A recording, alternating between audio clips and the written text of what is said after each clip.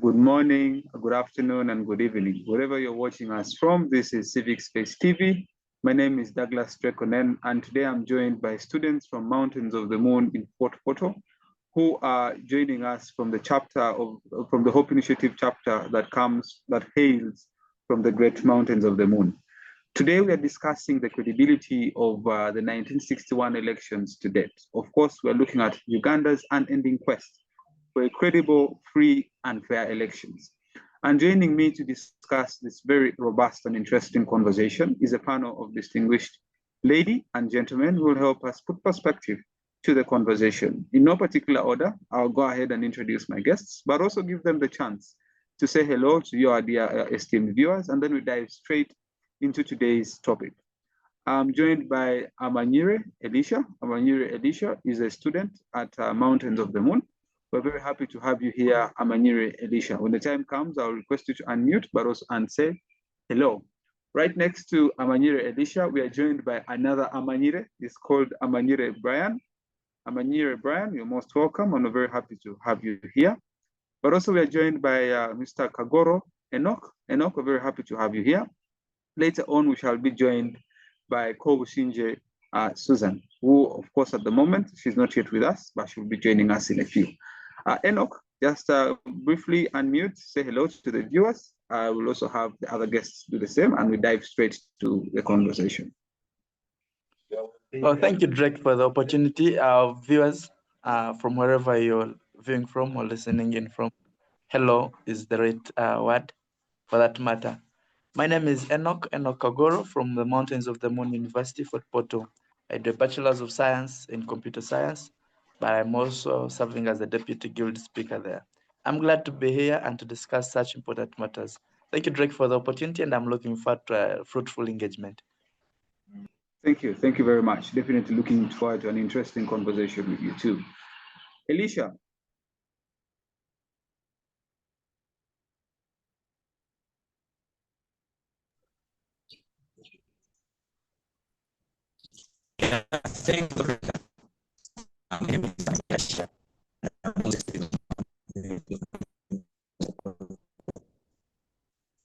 Elisha, we are struggling to get you.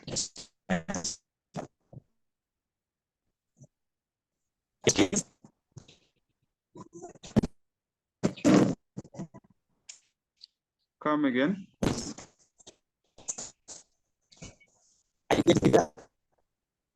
Maybe for this introduction, just first mute your video and try making your introductions. Then you can turn back your video.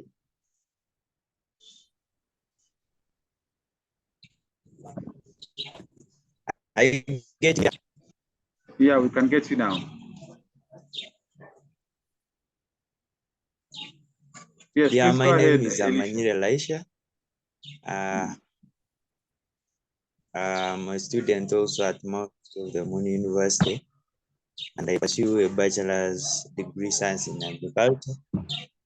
And also I serve there as the vice guild president. I'm happy to be here. I'm happy to be hosted by the Civic Space TV. I'm happy for the Center for Constitutional Governance and also Hope Initiative program that is trying to engage us and help us know more about governance. I'm looking forward to sharing my views on today's topic. Thank you. Thank you. Thank you very much, Amanyire Elisha. Amanyire Brian. Well, thanks so very much, Douglas Onen, good friend, and to our dear viewers of Civic Space. Glad to have you tonight.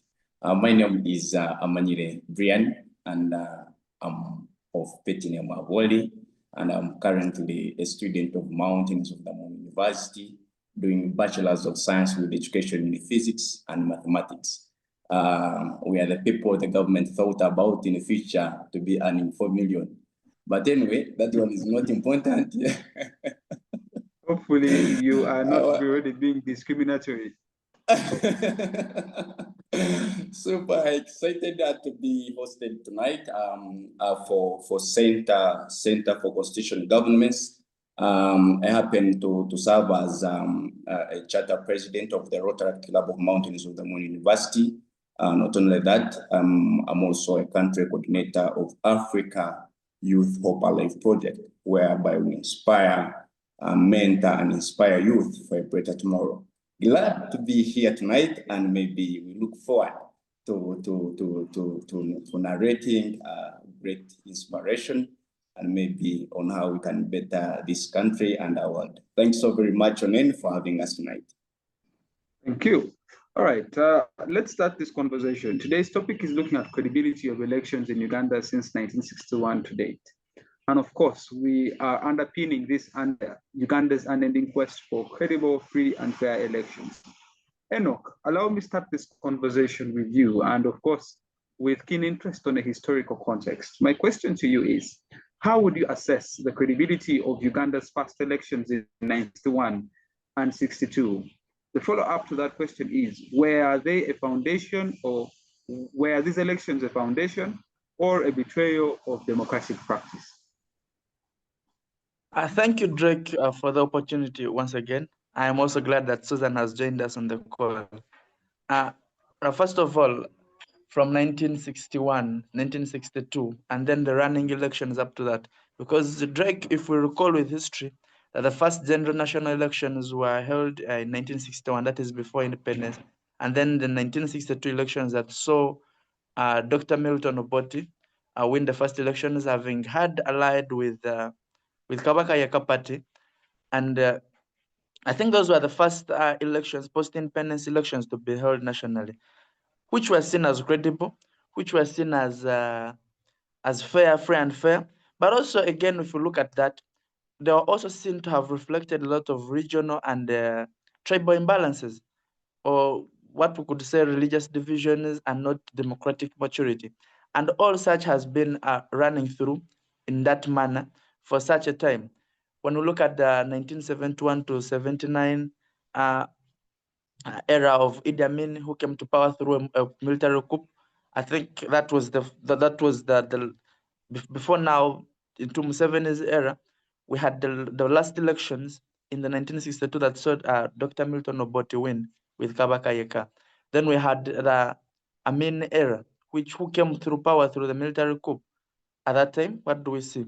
No elections held through that time, which marked a suspension of the electoral process. And then the 1980 elections, which came after Amin's fall, which were held to restore a civilian rule.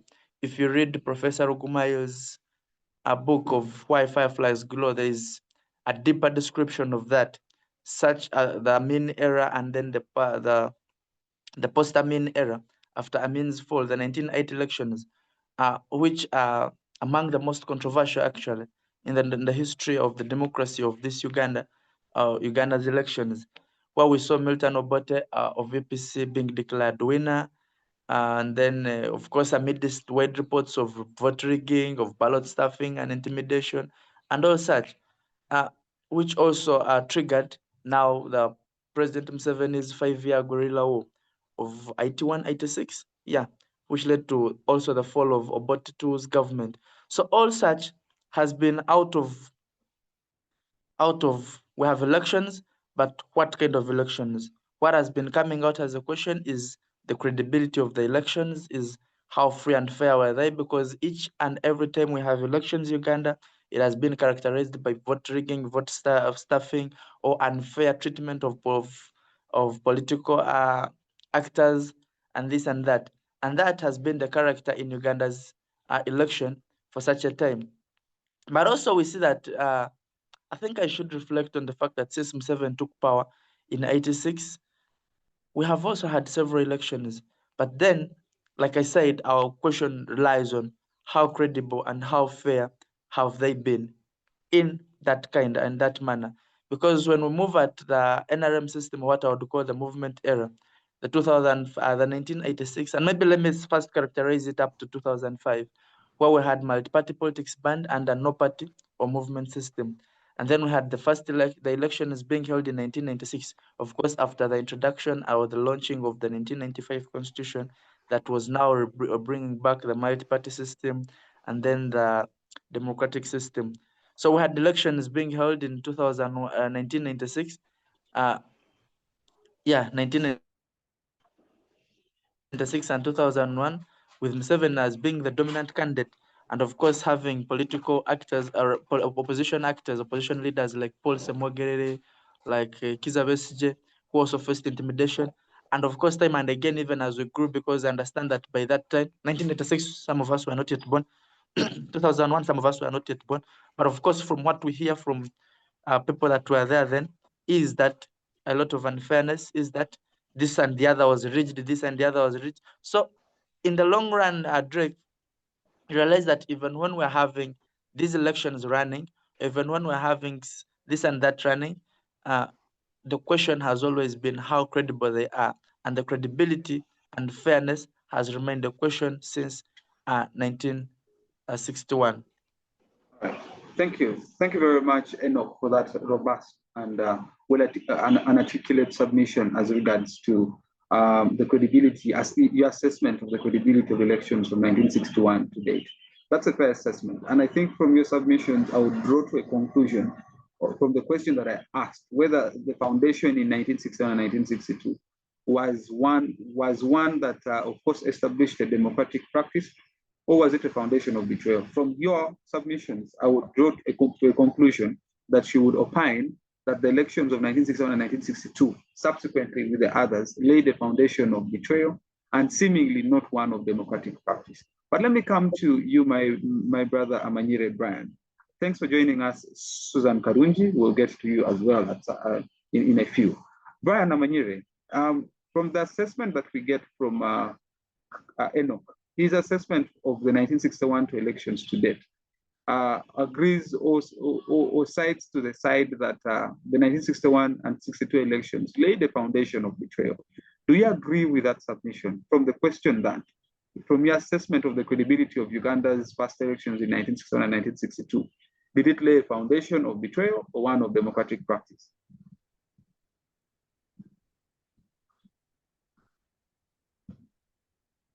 Brian?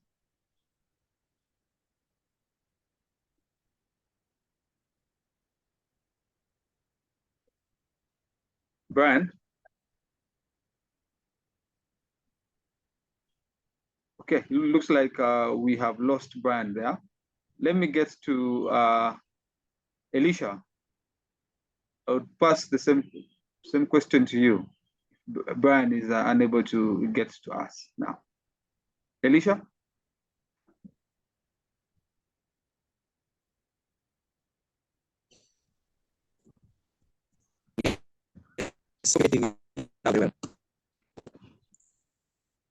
Yes, Elisha.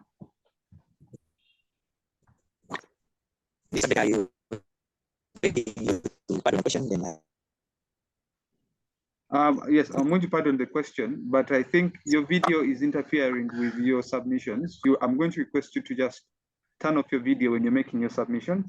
And then when you're done making your submissions, you can proceed. The question to you is, how would you assess the credibility of Uganda's past elections in 1961 and 1962? Were they a foundation or a betrayal of democratic practice? Elisha.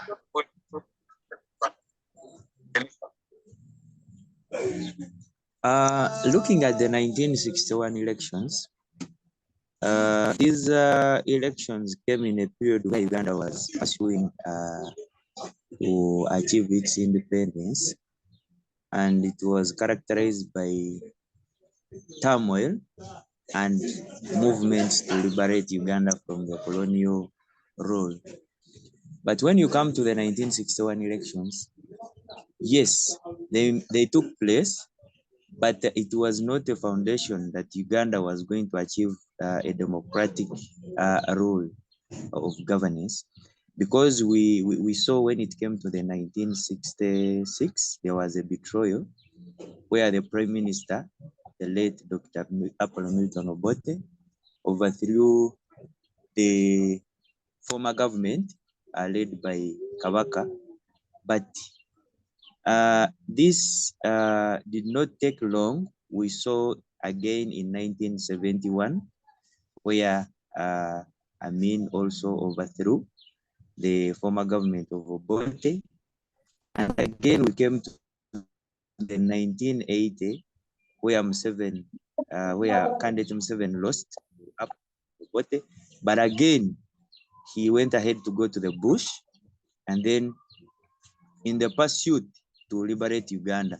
So when you see that picture, you see that the 1961 elections did not lay a foundation for Uganda to be ruled democratically. And by then, elections were basing on sectarianism, religion, to mention but a few, in that people were divided, people were not united, and everyone was bringing his view. Everyone has his own interests on how the country should run, and this caused chaos in that the country fell into turmoil, wars, conflicts, and division among the nationals. To me, I see the 1961 elections did not lay a foundation for Uganda to be led democratically. Instead, the betrayals and the coups, everyone was having his personal interest to achieve what he or she wishes to achieve. Because even after Museveni went to the bush and fought, he came in 1986. He ruled for 10 years. There were no elections. We came to 1996, and then we had our first election post Amin's regime. And then you come to see that there was no tendency of him leaving the leadership, because even after ruling for the 10 years after the Bush War, he came again. He wanted to rule again. And then even if you come to the 2000s, you can see still, even after the 1995 constitution, we thought this constitution came in for a common man. It was a people's constitution. Still, we came in 2006, where the term limits were eradicated, were thrown off. And then you can see really, when you talk about the credibility of Uganda's elections, it has never been in favor of the people of Uganda. It has been in favor of the people who have their personal interest to achieve certain goals they wish to achieve. Thank you. Thank you very much, Elisha. And this now gets to the question that I want to pose to Susan. From the submissions of Elisha, we get the feel that the elections from 1961 to date has been characterized with a couple of malpractices. So my question to you is going to be in line of that. So it is that I would like to pose to you that what patterns of electoral malpractice can be traced across different regimes from 1961 to date? Susan.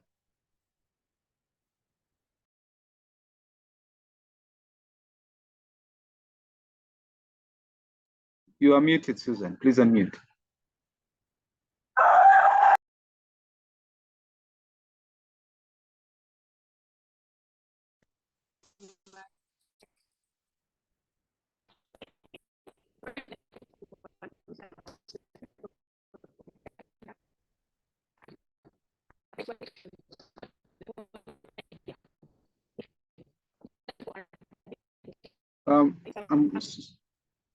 Susan, I'm also going to request you, when you're making your submissions, just turn off your video for now, and you'll turn it back on after your submissions. The video is intercepting with your network. Yes, make your submissions.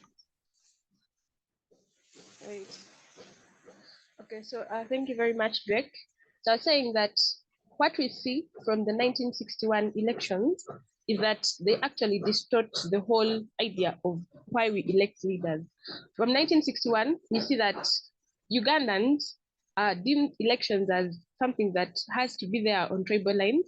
We see Kabakayeka party, it is deemed as a party that is mainly for people of Uganda. And that did not stop there. We see it continuing up to date, that even right now in our elections, when we have someone from Uganda contesting, let's say for presidential election, this person will want to show that they are standing up for the people of Uganda, not for the whole country. So right from there, we see that there are a lot of divisions that are actually taking place right from 1961, which actually continue to take place. We look at the religious lines where we mainly we had like the Catholics against the Protestants in those elections. And that continues up to date where we see that people in the elections, some just elect because someone is of their same religion, because someone goes to the same church as them. So this has distorted the whole idea of elections. People do not vote leaders for who they are or for what they are supposed to offer as leaders, but they vote them basing on some lines that should not be considered in elections from my point of view. So what we can say is that the 1961 election, it put up a very bad image and it acted as a precedent for all the other regimes that had elections. And this has not stopped, it has continued up to date. So the 1961 elections, they've played a very great role in what we see in current elections, and that role has not been good because it has distorted our whole leadership, because we vote based on tribe, religion. Some even go ahead to just vote because of maybe gender, beauty, but they fail to see the real intent as to why we have these elections. Thank you.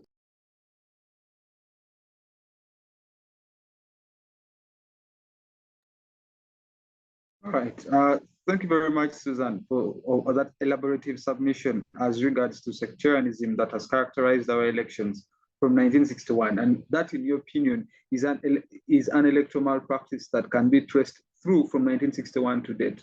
A practice that seemingly is affecting our mode of elections. And I think it is something that you highlight, which in my opinion, yes, it is quite true and it's quite vivid. Brian, I hope at this point you're able to unmute yourself and make your submissions. My question to you now is, from all the submissions we have had from Enock, Susan, and Elisha, to what extent have historical experiences of disputed elections shaped Uganda's political culture? To what extent have historical experiences of disputed elections shaped Uganda's political culture? Well, thanks so very much. Onen. Looking at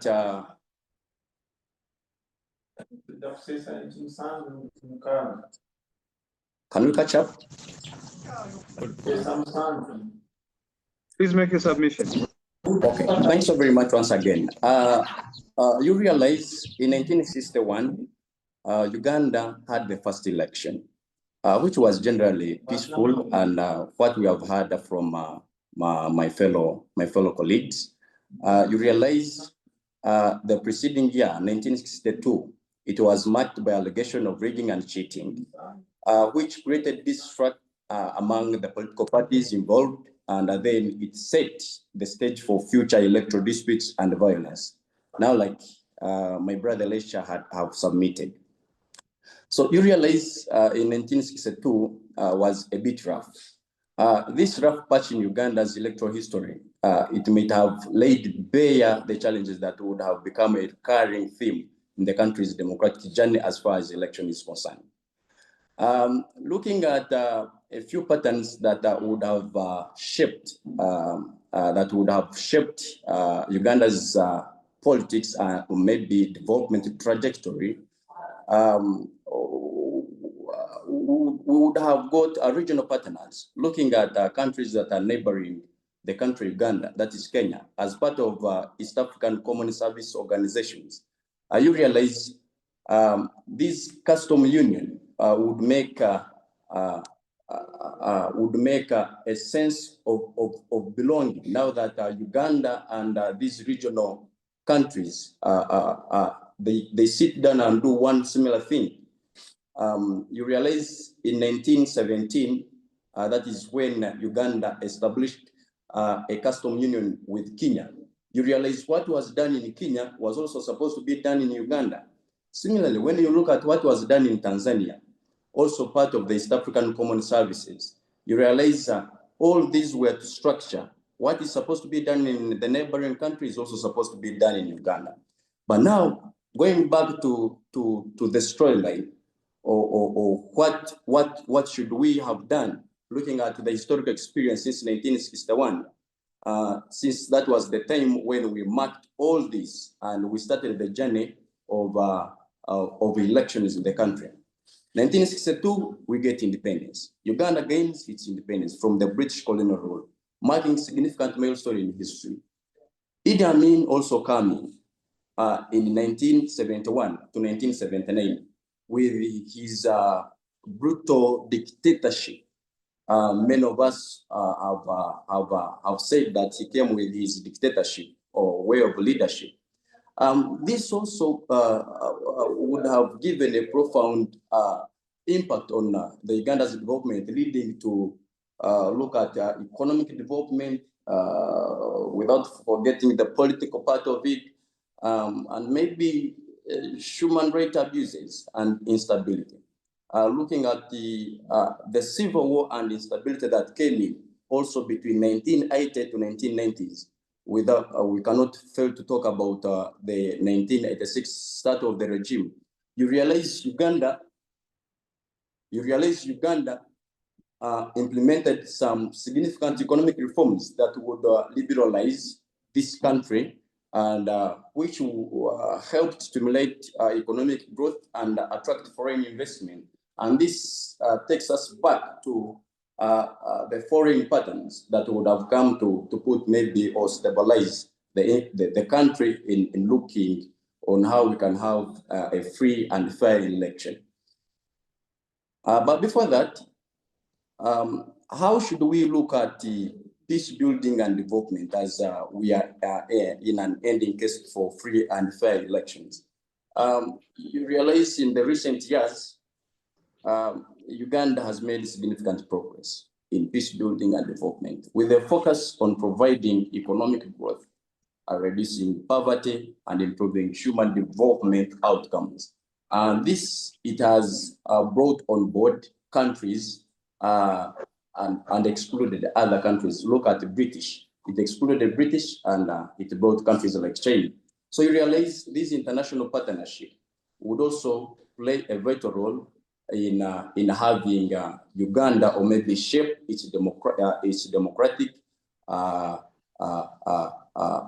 and we have a development trajectory and continue to influence growth and stability of the country through having election which is free and fair. Thank you. Thank you very much, Brian, for those submissions. Enoch, let me get back to you. The 1995 Constitution this year on 8th of October celebrated 30 years since its promulgation. And on celebrating these 30 years, this Constitution promised us that it is to deliver Uganda to a democratic nation that will have free, fair, and credible elections. On that promise, my question to you is, has the 1995 Constitution that promised free, fair, and credible elections 30 years later, has it delivered on that promise? Drake, once again, thank you for the opportunity. I will briefly say that if it was still the 1995 Constitution, maybe it would have. But also just like how Elisha and Brian have put it clear, that this is the same Constitution that has been adulterated time and again, time and again. In 2006, we saw the loss of term limits. In 2017, we saw the loss of age limit within the same Constitution. And time and again, it has been, even with the other acts, time and again, it has been influenced and worked towards what interests who has the power.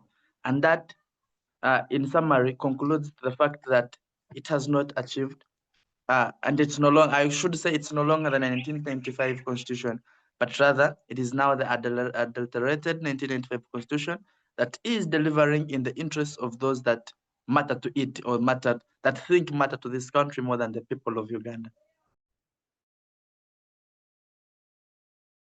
Thank you. So then if that's the case, has this Constitution delivered us free and fair elections? Because it promised to do so 30 years later.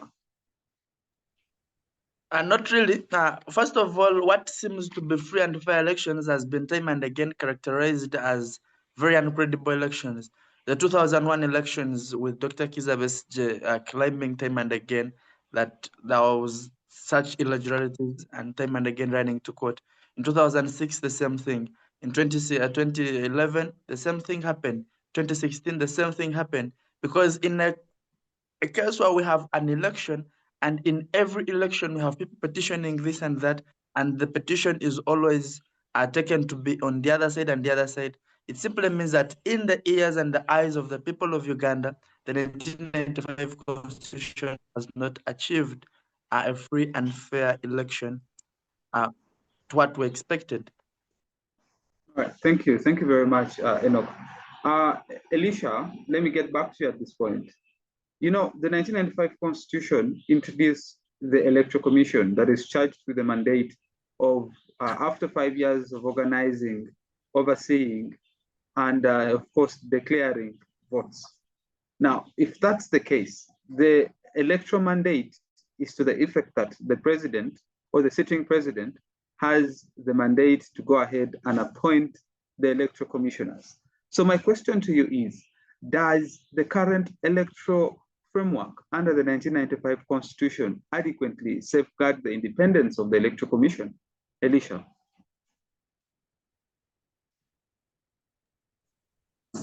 Thank you, Mr. Douglas Onen. And as I had earlier submitted that, Uganda's leadership is not people leadership based.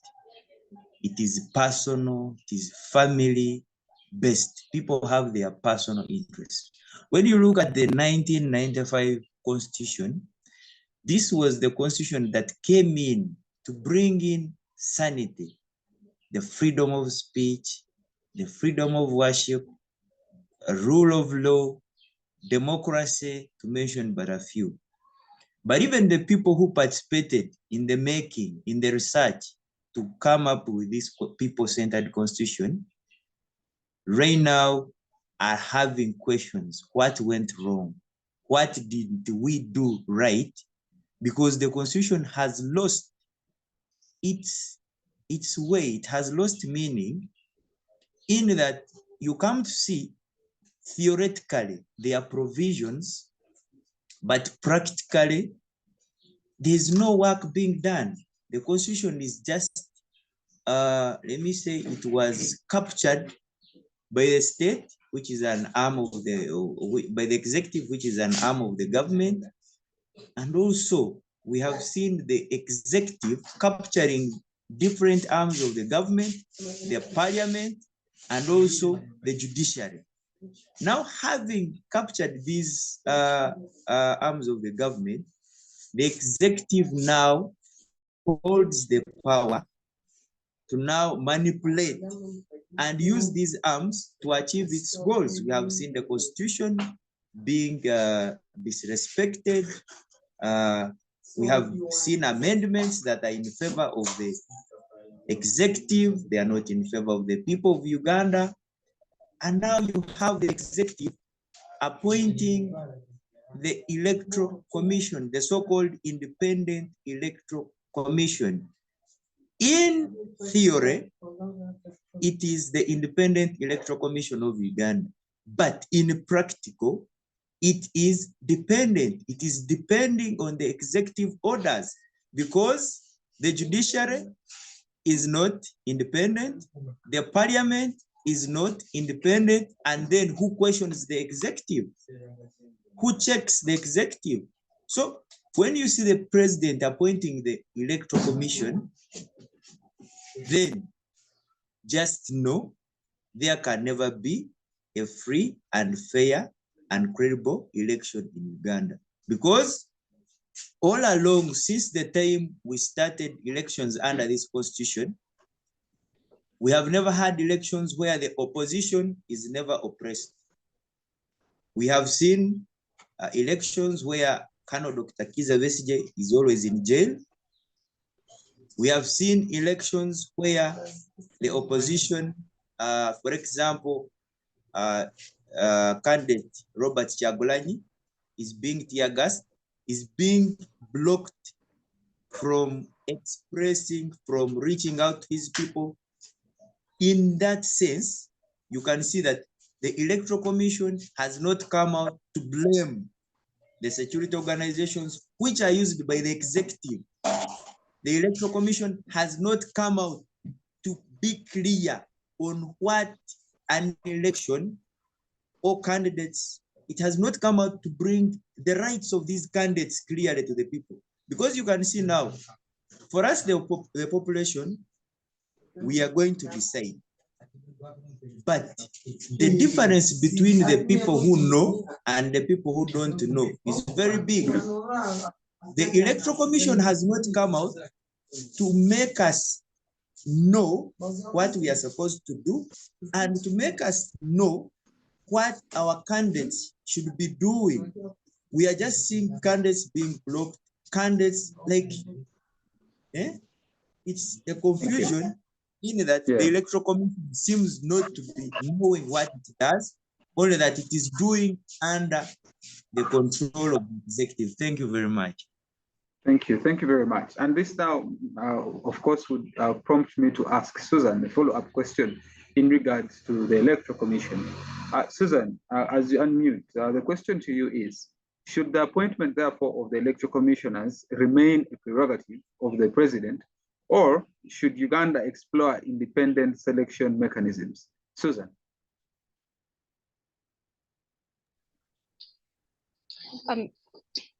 Basing on what is in the 1995 Constitution, I think if we are to really have an independent electoral commission, then choosing or electing or appointment of the people that are going to be in charge of this should be done by the public, because these elections are being made by the public. And we're having the current president who may at some point also come back to contest. So if this is the person that has appointed the people that are in charge of the Electoral Commission, then it means that we have the Electoral Commission having great reverence for this president, because he'll have a right to hire you or to fire you. So this, in fact, having the president being the one in charge has made the Electoral Commission corrupt, because if someone has given you a job, it's like it's him that has appointed you, then it becomes very hard. If there is a complaint that he has rigged elections, it becomes very hard for you to say like, yeah, the elections, his elections have been rigged, because at the end of the day, you may even lose your job. You'll not be appointed to that position again. So I think when we have the population or the mass being the ones that are in charge of the Electoral Commission, then this puts us at a safer side, and it will make this Electoral Commission independent from the current governance that we have. So the Electoral Commission will be able to take any measures without looking up to or without having fear of what will come from the president.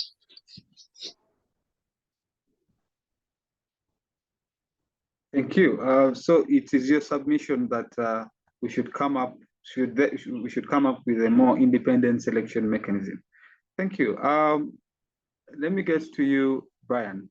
My question is going to be in line of the democratic practice that we need to see, or we hope to see, in Uganda. The conversation that we have had has had a recurring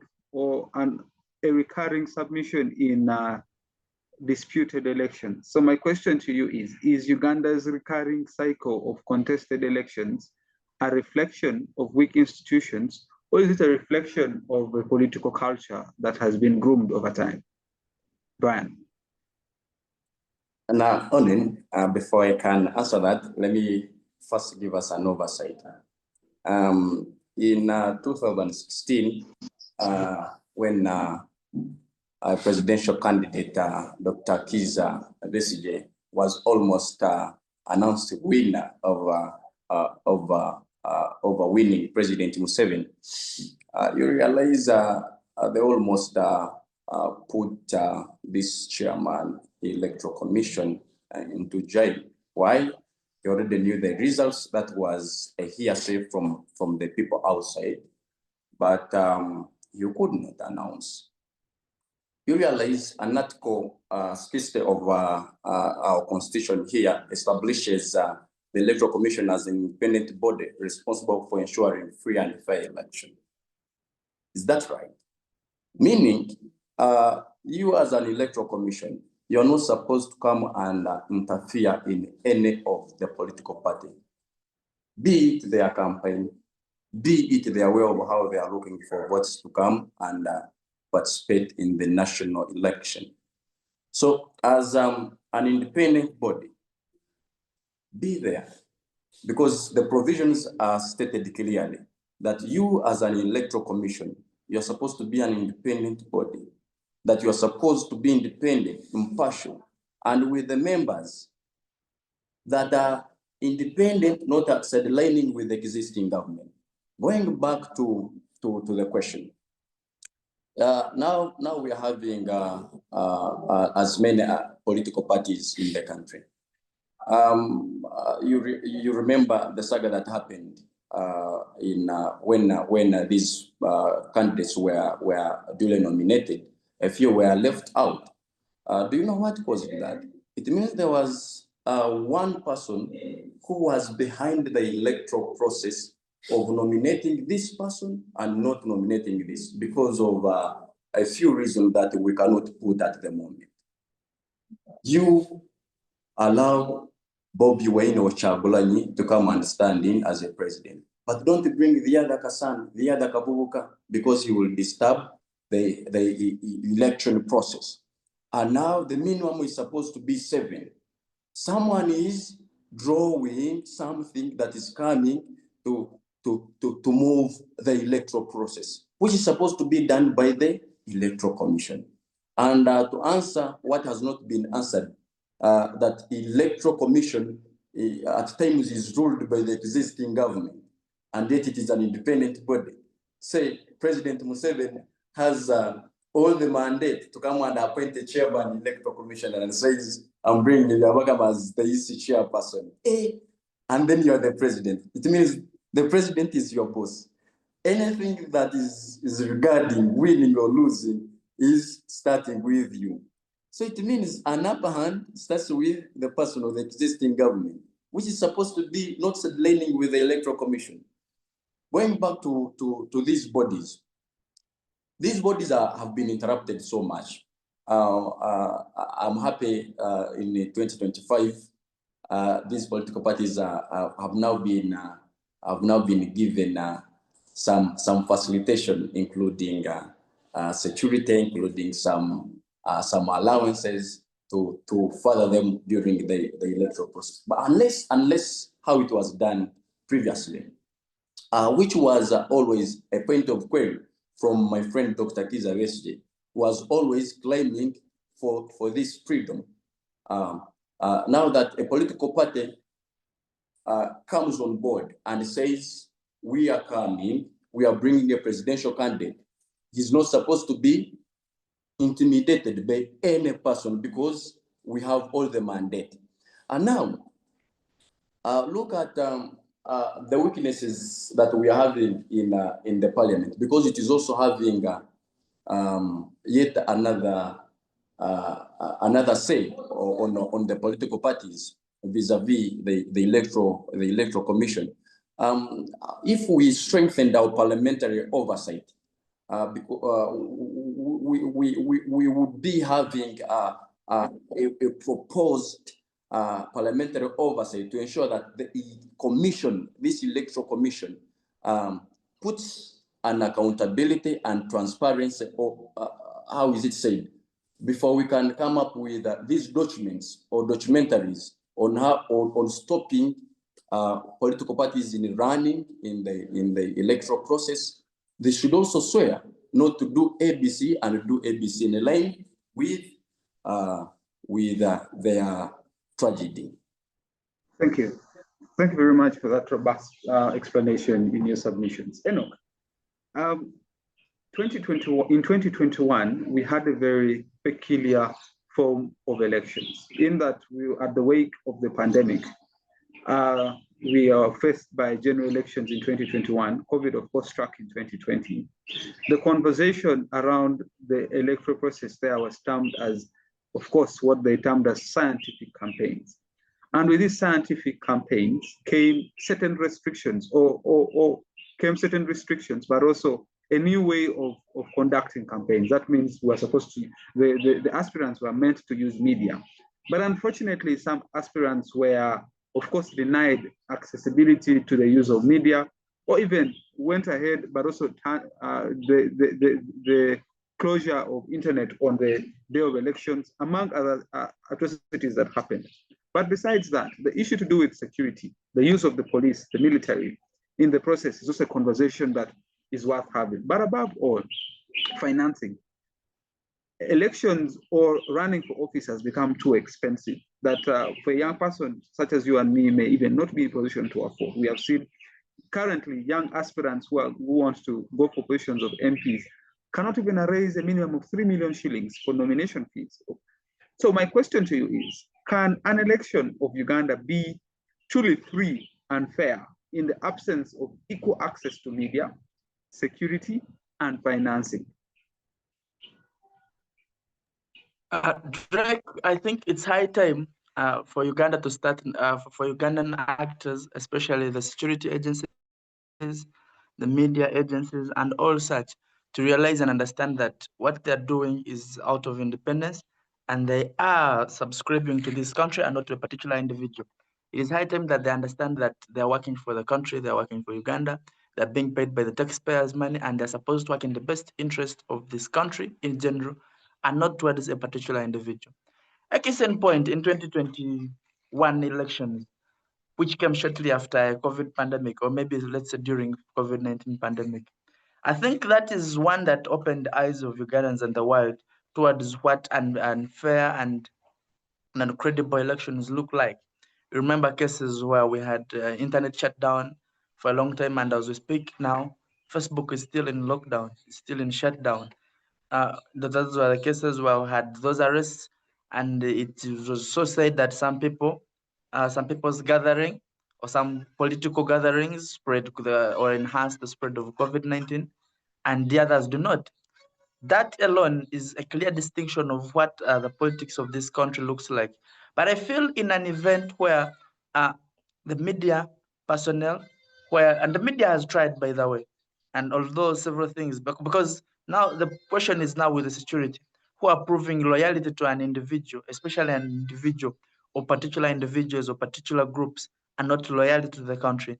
And that has been the problem, because even when media has tried to be impartial at most cases, security has come in to show them that no, we have a side which we have to take. And I think that becomes very unfair for this country. About the financing, Drake, we are in a period where for one to run for an election, they put in up to just a small seat of a youth representative somewhere. Somebody puts in about billions of money, where people have to ship people abroad or to wherever, to hotels and to wherever, such that they secure those votes. And it's such an investment in an election.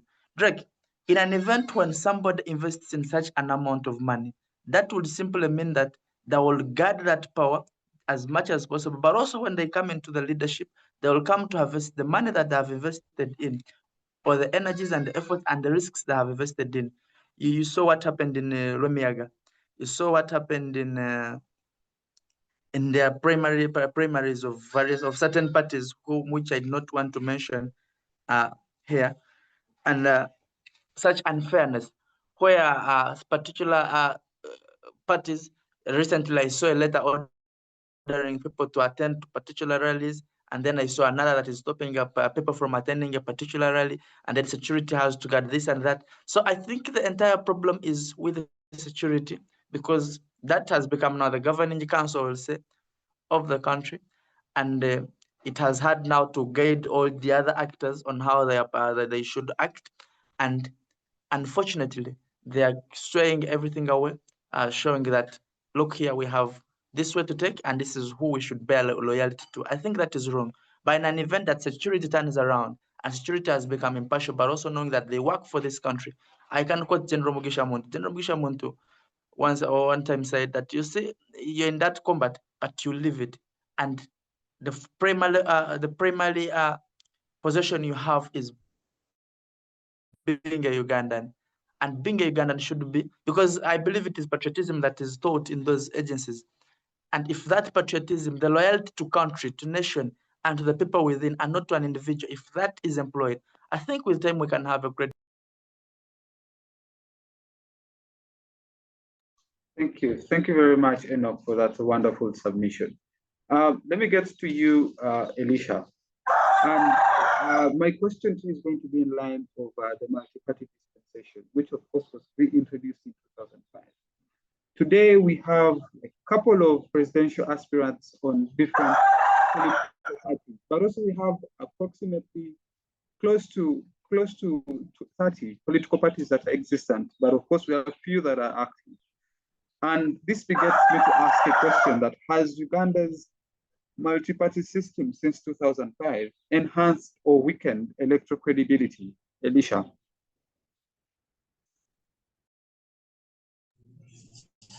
Yeah, thank you very much, Mr. Drake.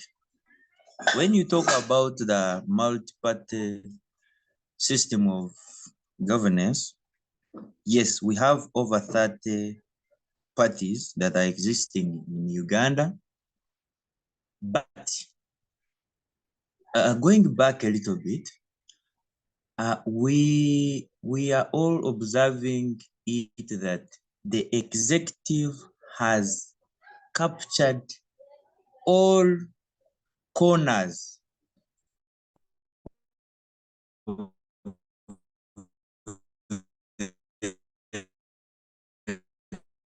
the country, be it the everything. So we have leadership that came in a bit of liberating us, but again, the same leadership came in and drew their game to capture all entities of the what? Of the country. You have these parties, but these parties are in theory. They are not doing what they're supposed to do. These parties are captured. You've seen the recent collaboration between the DP and the NRM. You've seen the UPC, somewhere, somehow, some members being appointed ministers. You've seen the way opposition parties are fighting each other. So it's kind of, the parties are there, but they have not done what they are supposed to do, and they have lost vision. They seem not to be seeing where they are going. They seem to have now appreciated what the current government has done.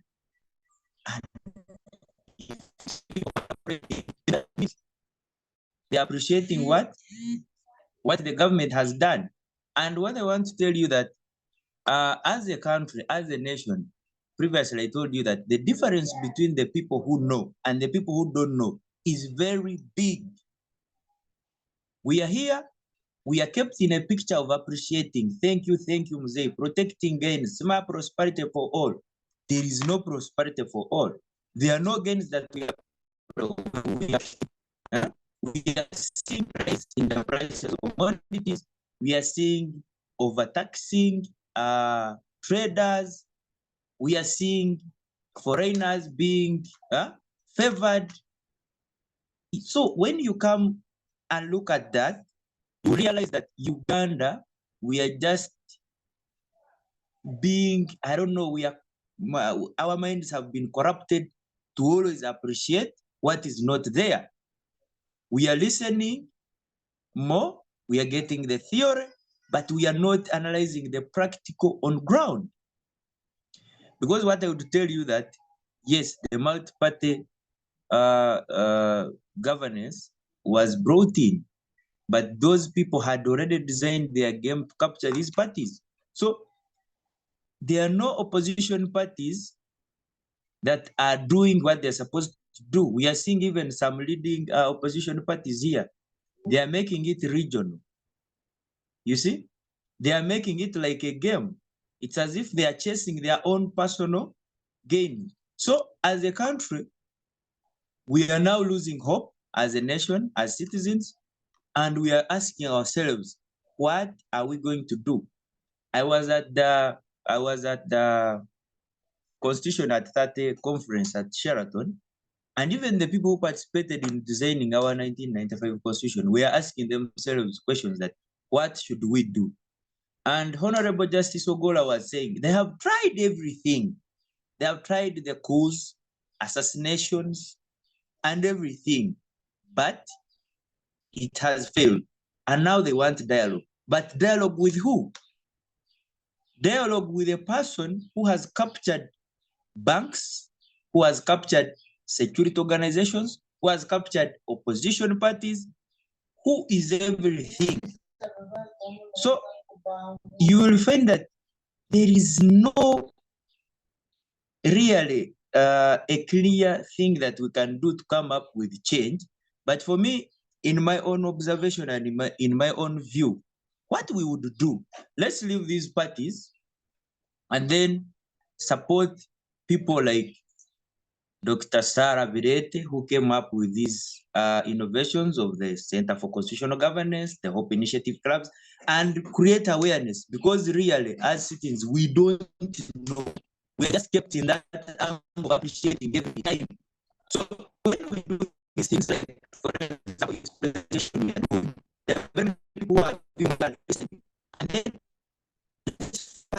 the public, people should know what is going on.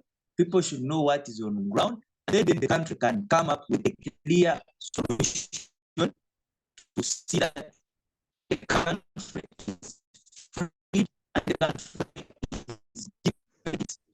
All right, Elisha. Thank you. Yes, thank you. Thank you. Thank you very much for that passionate submission. We are almost towards the end of our conversation, but I'm going to pose this question briefly to Susan, and then we can go to recommendations and concluding remarks. I'll start with Brian on that note later. But let me go to Susan. Susan, as young people, there is an overwhelming feeling that the ballot is not an option, because for over the years, people have been going to the ballot, but it has not delivered. But then the people who still believe in the ballot. So the question to you is, do you as a young person, or do we as young people still believe in elections as a pathway for change, or have we lost faith in the ballot? Susan.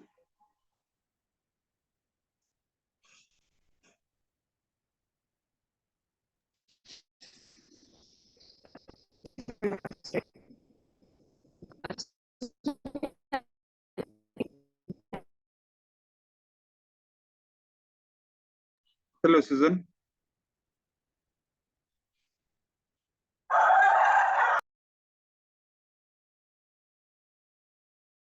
Susan, are you there? Position is mainly because of many people. Yes. Yes, we can hear you now. Make your submission. Okay. So what I was saying is that me as a youth, I think the ballot is not a solution to our problems, because what we see is that people, basing on our current electoral status quo, people join politics because of what they're going to get at the end of the day, because of the payment they're going to get from parliament, because of the luxurious cars, but they're not really serving our needs. So, and then basing on what is in the minds of our people, what they want is someone that will come and bribe them so that they can vote for this person to go to parliament. So what this has created is that we have people that have money and they have their own personal gain, being the people that are in parliament representing us, and they're not really serving our gains, because if someone has invested over 100 million in an election, when they go to parliament, their first priority will be redeeming back the money that they put into the campaign. So they'll even forget about us. So elections are not a solution to the problems that the youth are facing. But what could be the solution? I think it is us as the youth coming up and being organizing ourselves in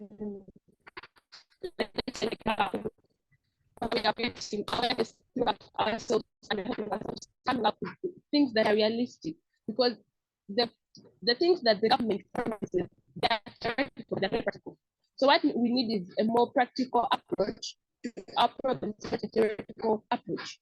Because what we see is that these days, we look at the youth that are very unemployed. Like if we look at unemployment as one of the biggest challenges that the youth are facing. But the government programs that come, they'll not consider a youth that is maybe out of university or is on the street and does not have money, but they're going to consider someone that is already working, they have a business and they need more capital, or they already have a project that they want to add on. But we have youth that practically have nothing. So even if we put these leaders in power, and we have what is them, yet they are money-minded, we see that it is the people that already have something that will continue gaining, but the youth that we have deep down or in our community are not really gaining from what the government is bringing on board. Thank you. Thank you very much. Let me get to you, Brian. Brian, as we edge towards, of course, the end of the conversation, it's imperative that we get your recommendations, but also your concluding remarks.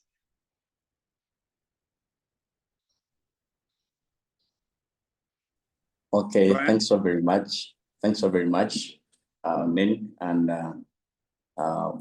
my friends who have submitted clearly. But before I can go to a conclusion, recently we had primaries, elections. You realize many people participated in voting for member of parliament. But when it came to chairman 5, about 60% of the population turned up to go and vote for their leaders. What does that one mean? What does that one mean? Just like we saw in 2016 general elections, when Museveni ran for a 5th term, having been power for more than 30 years. Remember, his main opposition figure was Dr. Kizza Besigye, FDC. And then there was also Mama Mbabazi, those who were in the race. After him declared a win as president, we now saw 2021 general elections. Dr. Kizza Besigye did not come back. We don't know why or what caused that. Now, the political party movement fronted only one candidate to come and fight one leader, and that was Kyagulanyi Robert. So you realize in 2016, people were fed up. So they realized to put henceforth one candidate in 2021 and maybe overthrow the government of Museveni. Now that it has been said that way. So you realize many of the people are now tired, I would say, because one person came and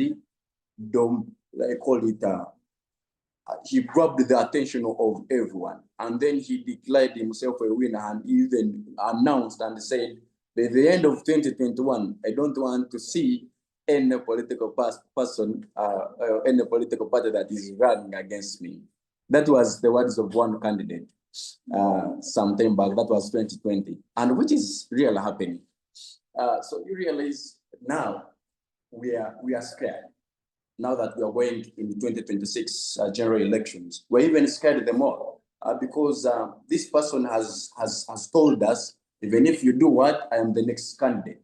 Even if you come and do vote for me, neither you don't, I will still be a president. Similarly, when it is done at our local council level, a chairman, after him being announced, a chairman 5, I will say, after all, you don't have any better replacement. I will still serve you not until I get tired and maybe bring one person who will be in my footsteps. So you realize it's now up to us to come up with more ideas. I first thank CCG, Center for Constitutional Governance. I'm happy it has brought some programs that are equipping us with knowledge of what was in existence way back, and maybe we are shaping, before we can shape the future, first know what was in existence. Now that we have known all this, what is happening, it's now up to us to stand up and maybe in one way or the other change our mindset, because such with us before we can go to the other person who is illiterate, who doesn't know what is happening in the country. So by the time we know what we can do for the country, because we are the next leaders, and the world is waiting to see us ashamed as next leaders. So if we don't come out and maybe we know our full potential, we shall always remain in the full back and maybe leave the so-called, never wanted to say fools, to lead us. So we shall give them a chance. I've always had this statement from my friend, like a group of organized fools, they can organize a group and maybe lead you. You are an elite, but they will lead you because they're organized. They have structured themselves and they know what to do for you. So you'll sit in the backyard and then they lead you. So it's up to us to stand out and maybe look on what we can do and what we can put on the table before we can fight or lament. It starts with us. I want to say thank you and thank you so very much. Thank you. Thank you very much, Amanyire, for that robust conclusion and recommendation. Let me get to you, Elisha. Elisha, in 60 seconds, the recommendations and concluding remarks, please.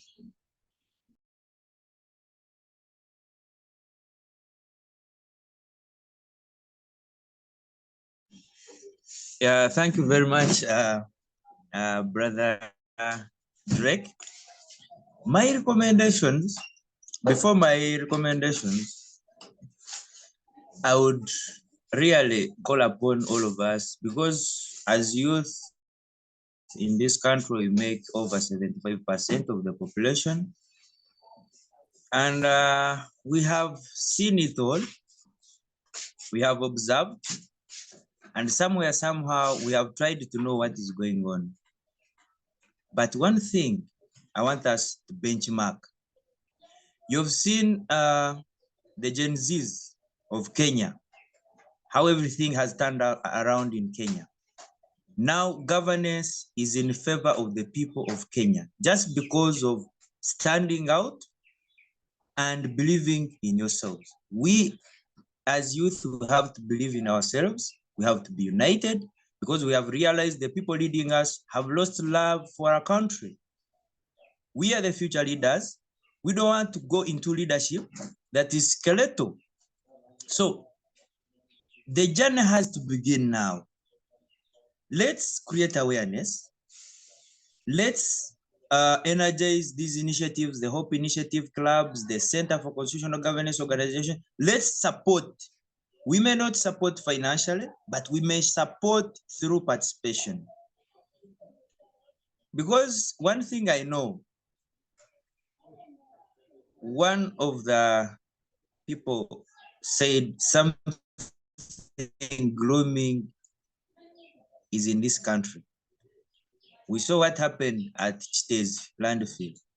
They kept on piling garbage, making budgets, lying to the people that, you know, we have bought a machine that is managing this garbage, but this garbage at one point proved the point that, you know what, enough is enough. And you saw what it caused. We lost the lives of our people.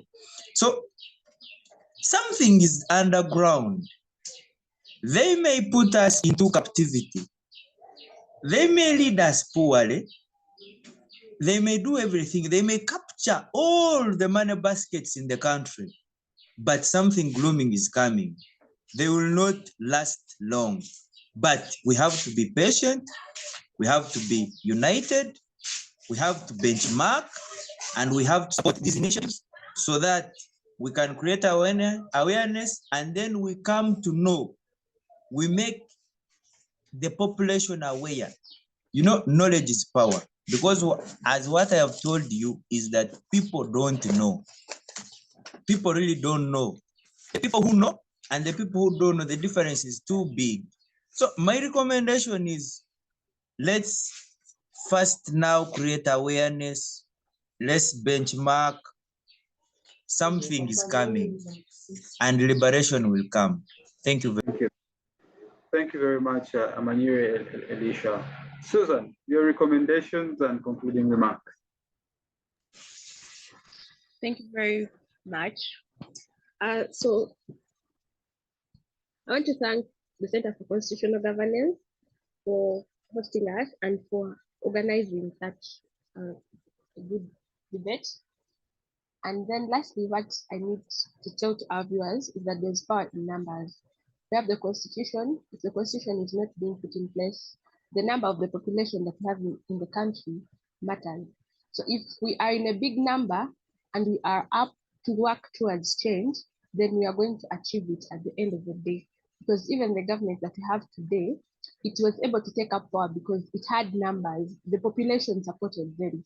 So if the population that the big population that supported them is then the big population that is against them, then I believe that they'll have no choice and have.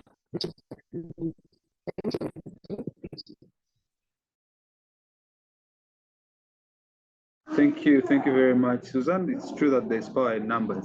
Last but not least, Enock, Kagoro, your recommendations and concluding remarks. Before I thank you, I show that at the time when Ugandans realized that they're Ugandans and they realized their duty towards Uganda and the patriotism within the American perspective, and this applies to all agencies and all actors, security, media, the people in government, the people in leadership, the people that vote these people. If everybody realizes their power as Ugandans, in that event, we shall have prosperity. And that is my imploration today. But also, Drake, lastly, let me thank you for this engagement and also thank you, the Center for Constitutional Governance, for always engaging such, for always bringing in such engagements. They are good. And if we can only do as much as this, such with time and subsequently, we shall achieve a prosperous and credible country. I beg to submit and thank you. Thank you very much to you all, Enock, Brian, Susan, and Elisha, for the wonderful submissions that you've made. Of course, personally, it has been a thrilling and engaging conversation with you all. But of course, to the able members of the Hope Initiative Club at Mountains of the Moon, kudos. But most importantly to you, our dear esteemed viewers, for always religiously following Civic Space TV, but also the inter-university debates and other programs as well on the channel. Please don't forget to drop your comment in the comment section. Do like the conversation, and of course, subscribe to the channel. And let's keep the conversation going. For Uganda will be better one day. Let's keep having these engagements and let's keep having these conversations. My name is Douglas Onen. Have a good afternoon, good morning, good evening, wherever you're watching us from. See you soon. Bye-bye.